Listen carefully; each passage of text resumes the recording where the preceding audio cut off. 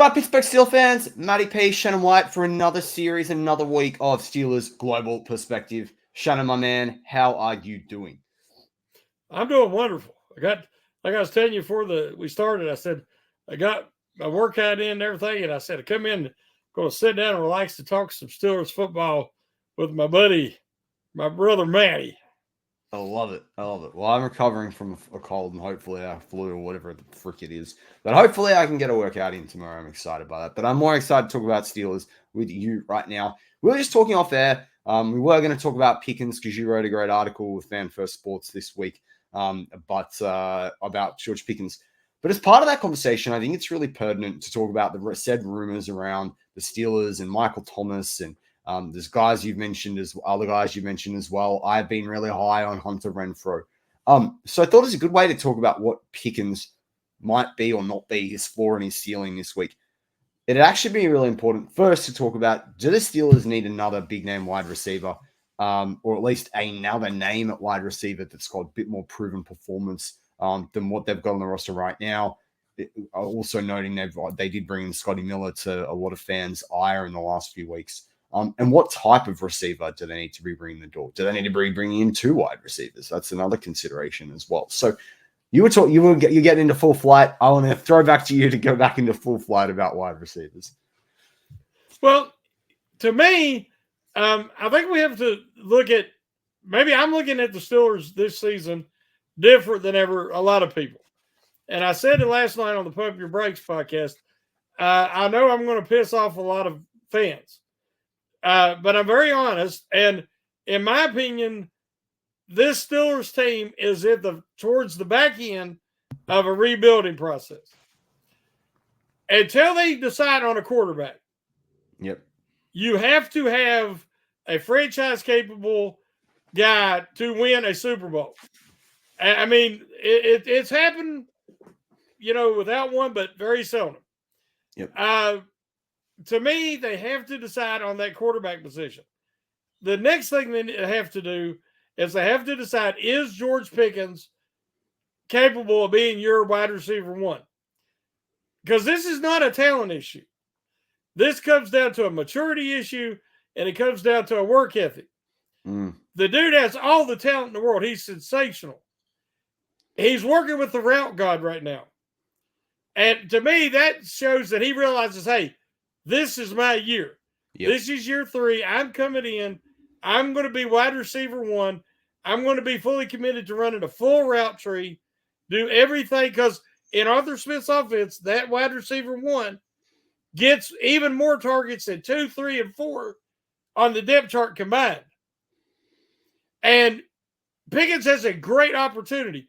If he has a monster year, he's going to see a lot more money at the end of this year. He's not going to have to wait because they'd want to lock him up now. So, to me, you find your quarterback or find out, is it Wilson or is it Fields, or you're going to have to find somebody else. Next is find out about George Pickens. And third is develop this offensive line to where you can be a Super Bowl contender. Then on the defensive side, you got to start working in some youth. And they've got some talent. They brought him in. Now it's part of the process. So I'm not looking at this as a Super Bowl year. That might be where we a lot of us differ. My concern, I think my perception of it is, I agree with you. If I look at this roster, I think that they can make a playoff push.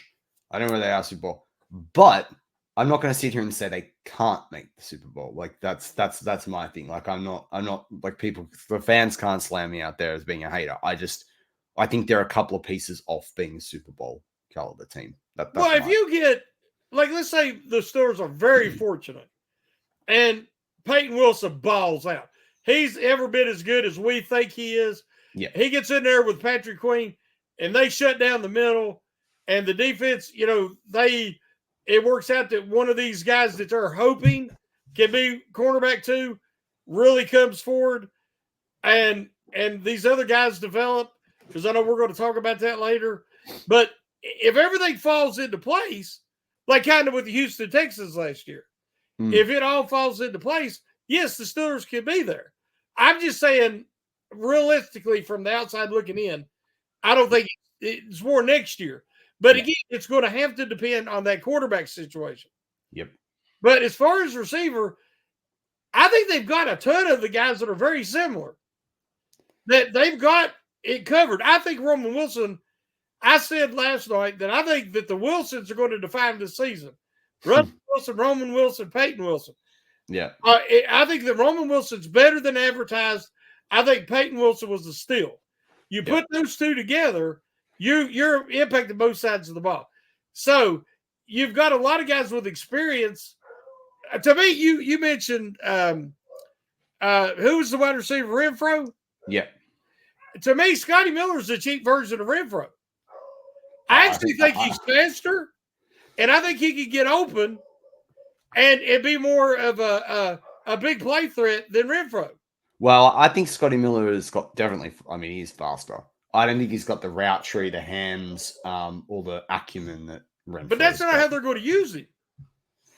To me, Renfro last year got exposed in that if the offense is not tailored, when Adams was being very, very effective at drawing double coverage and everything, and they also had the tight end. When they had him taking a lot of attention away, Renfro was eating. Now, when he didn't have that, he had better years. He had much better years before Devontae Adams even got there. Yeah, but I mean, he's different without people taking attention away and giving him favorable matchups. Yeah, I think also quarterback play. Scotty Miller and him are very similar. Yeah. I just. So what I'm thinking that the Steelers need to do is the only concern I have, if Pickens is out for any amount of time, they don't have that big body guy on the outside. But, Jefferson is tall. He's 6'2", I think. Yeah. But he's, so. He's 6'1 3/4. 6'1. But he's fast as well. Yeah. But he's not the threat or obviously. But then you need somebody who can block. But that's my question for you there as well. There's guys out there like, they're talking to Michael Thomas. There's Corey Davis, who's familiar with Arthur Smith's offense. He's a big body guy who can block. And they could even trade with the Titans for Burks, who was a former first-round draft pick, who is really expendable now because they've picked up so many receivers. I don't want to see them. Here's the thing. I don't want to see them pick up anybody that's a experienced wide receiver too, who can take targets away from Pickens. Yeah, I agree with that. Because that will stunt Pickens' development, and it'll mess with his mind. Yeah. Because in my opinion, right now, he's like focused. I'm going to come in, I'm going to dominate. Yeah. I don't disagree with most of that. I think my only concern about going after a big wide receiver, I see exactly what you're saying. My concern about going after them right now versus when Pickens, like let's say we can go at the trade deadline, for example, if Pickens has got some sort of injury, is I think it's funny. Just when the Steelers first hired Arthur Smith, there are a lot of people that are not a fan of the move, right? I think you were measured on it. I was lukewarm. Yes, lukewarm. I wasn't happy about it. Other people weren't happy about it. And then all the fan bases jumped on the train. Most of the fan base of, we're going to like the guy. Someone's wanting him for the reason. We're going to win with the defense anyway. We're going to be run heavy anyway. That fits with him. I've noticed that at least 80-90% or more of the general community and fan base out there for the Steelers has just shifted, and everyone's on the Arthur Smith train.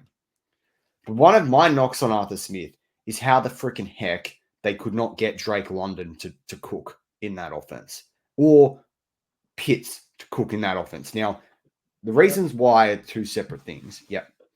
Just let me say this really, really quick. Quarterback. Right.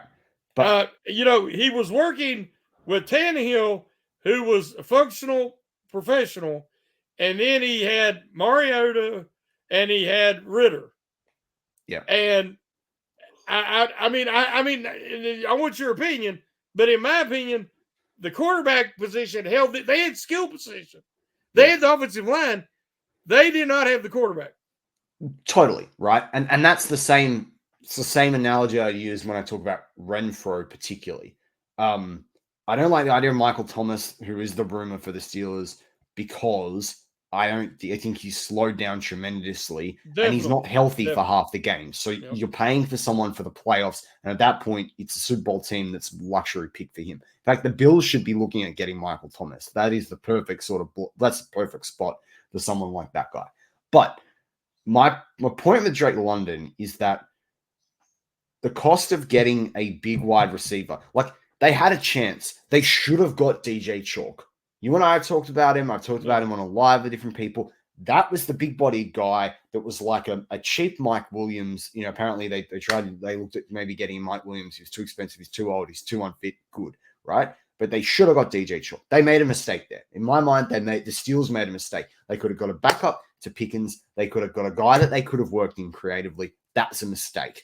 Mistake number one of the offseason. No one wants to talk about a mistake or a miss. Maybe a mistake's a harsh word, but it's a miss. I think it'll be a miss that hurts him down the track, right? Particularly if he scores a touchdown in the end zone off a play action play, which could well happen against the Steelers in week 3 in a game that I'm going to. I can just see it visually in my mind, right?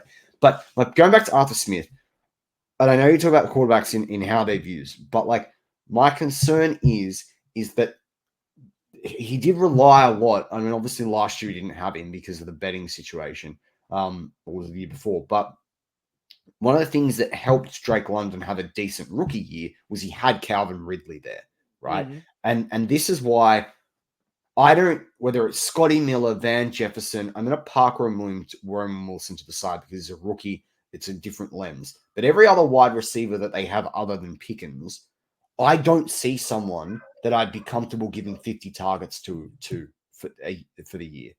That's just my personal opinion. And that's why I think, a Renfro, I don't mind Treylon Burks, but I don't think he's delivered on his draft stock and his potential in this league. And people can blame that on the Titans. But I'm getting a little bit, we're taking a flyer on Pickens, as you've said, becoming the number one guy. I want someone that I can give 50 the guy I know can catch 50 balls from like 60 to 70 targets, and I'm good. Whether the Arthur Smith offense blossoms to be that or not, I'm not sure. But we've got to see. I'm just not confident on the wide receiver 2 right now. Oh, you're on mute. You put yourself on mute. Sorry, we're talking about Burks. Quarterback. He had he had old Tannehill, injured Tannehill, Malik Willis, and he really, by the time Levis started to show that he could do something, Levis was already cooking with Hopkins. That's my argument for Renfro, because he had Aiden O'Connell, Jimmy Garoppolo. Yeah, like I said, I'm not totally against Renfro.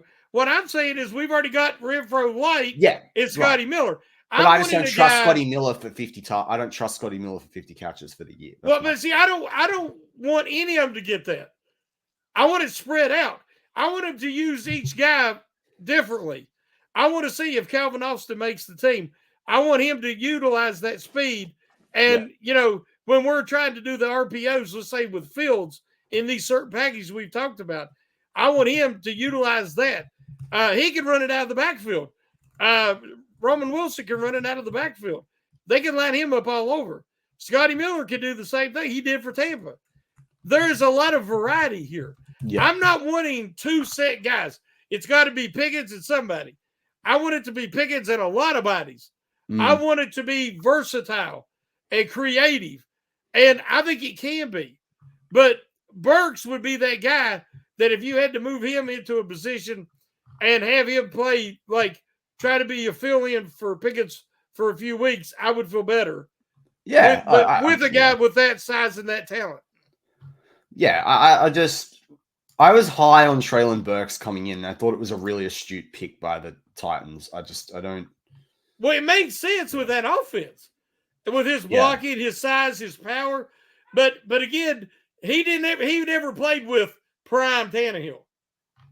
And I'm hoping that Russell Wilson, like I said, in a perfect world, I know a lot of people want it to be Fields. I want Fields to have no pressure this year.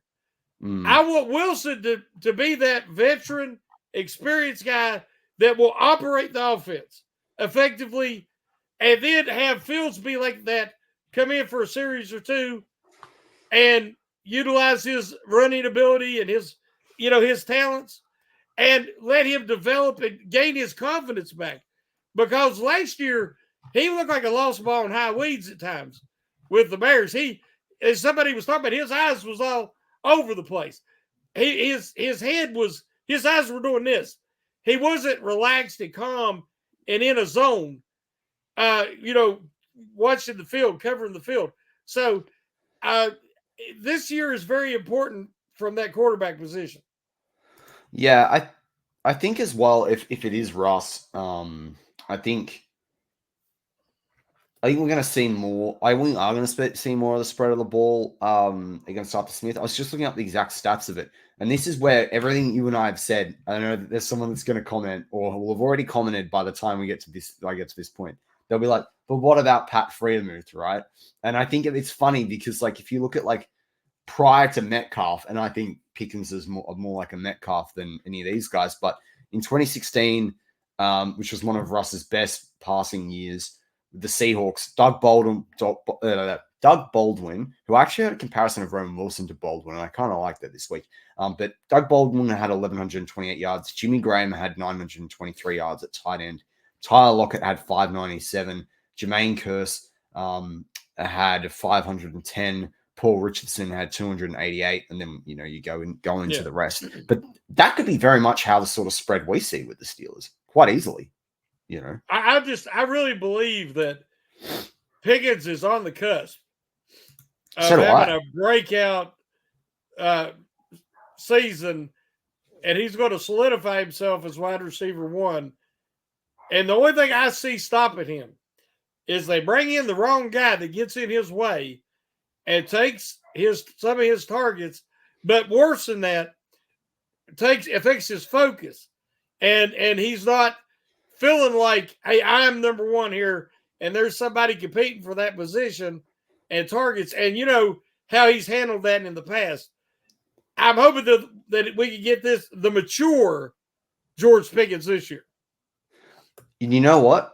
I was going to say this right at the start of the show, and we got talking about other things with robust conversation, but I think a lot of that's going to come down to quarterback leadership, and I don't think that leadership was in the locker room last year. I mean, the way Warren said it was huge, and I think that's the difference when you bring in a Russell Wilson or even a Justin Fields too, because Justin Fields commands different respect from George Pickens. Justin Fields commands a proven college guy, can go out there, he's an athlete, versus, like, you can't tell me that George Pickens is looking at Kenny Pickett in the dressing room and going, or the change room, whatever, locker room, whatever we want to use, and going, oh yeah, like that guy's competing, like that guy's like an alpha. I don't think he would have thought that. I really don't. I Mason Rudolph, probably not, but probably thought at least his arm's better. And Mitch Trubisky, certainly not, because Mitch Trubisky, he would have called me. I know how George Pickens would describe Mitch Trubisky. He'd call him a bum, straight out. Yeah. I mean, it wasn't there last year, but they definitely have experience. You have a guy that says, "I won a Super Bowl." I mean, that's the type of respect that they haven't had since Ben left. So I'm hoping that's going to make a big difference. And I'll tell you something else, and we got to mention this during this portion of the podcast, talking about wide receivers, that our new Zach, I can't say his last name. Is it Azzanni? I think it's Azzanni. Azzanni, yeah. Azzanni. Yeah, Azzanni. Zach Azzanni. Hey, that guy is a disciplinarian. He's a teacher. Yeah, Azzanni. But if they screw up in a drill, he makes them do it again. And he's on them. And he's going to, they ain't going to be none of this run you out, stand around. You're going to work back to the quarterback. He is a more demanding receivers coach, which I think that Pickens will prosper under that type. Because at Georgia, he had that type of wide receiver coach, and now he's going to have it again. Well, I like that you bring that up too, because Roman Wilson mentioned it during rookie minicamp about the way that Azani drills. And then the other part is the fact that I like what they were able to get out of Garrett Wilson his rookie year. If they can get that freaking out of yeah. If they can get that out of Garrett Wilson, then good luck on what they can get out of George Pickens. But I love that segment. That was a great segment. But that's going to wrap up this one on the wide receiver. I'm Matty P with Shannon White. As always, go Steelers.